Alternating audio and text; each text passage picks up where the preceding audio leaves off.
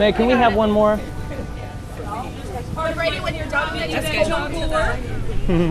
Brady, when you're done with it, just hold on to it. Don't ask Daddy where you need to. What?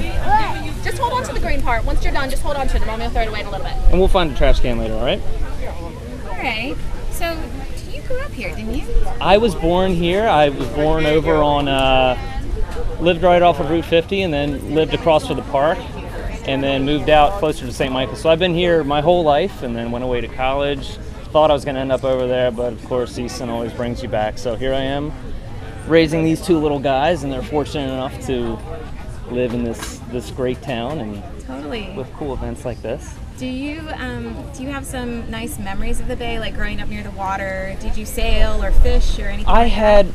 We were people who like to hang out on friends' boats, other people's boats, just because there's such a maintenance nightmare. But what I always knew is crabbing on friends' docks, doing the chicken necking thing, and my parents have a dock, so I think this is a good summer to introduce them to chicken necking without trying not to fall into the water. But Totally. Well, and that's how important saving the bay is, right? So Yep, that your it kids is. can enjoy it. one of the cool things is growing up here, you see it so often. I think it's easy to take it for granted. And last night, for example, we ate out at Perry Cabin, and you forget how beautiful it is, and taking the time to just there you go. It's easy to take it for granted is what I'm trying to say, and just sitting down and appreciating how beautiful it is. I said it makes sense. That's why Wedding Crashers was filmed out here, because you don't really see places like that too often. So. Totally. Yeah. Do you want to get down too? You want down or you go? You're gonna be a star. Yeah, buddy. Can you be that back? Swap it out. Let's talk about. Talk about the science. He's a civil engineer. Yeah, talk about some science.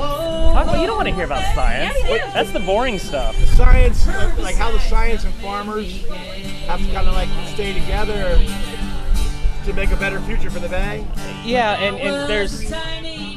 I'm a civil engineer, and I feel like in the past, before there were all sorts of regulations, stormwater management regulations, it's easy to go in there and develop a piece of property and not worry about the runoff that's created. But right now, the regulations associated with new development are so strict that developing a piece of property, the water quality leaving is better than it was before you came in there, because now it's managed. All the runoff is treated before it leaves a piece of property. So believe it or not, developing a piece of property now leaves that area, the runoff leaving that area is in better shape than it was before you came in, because now all of a sudden it's treated, and there's no way to get around it. So that's developing a piece of property is improving the bay these days, believe it or not.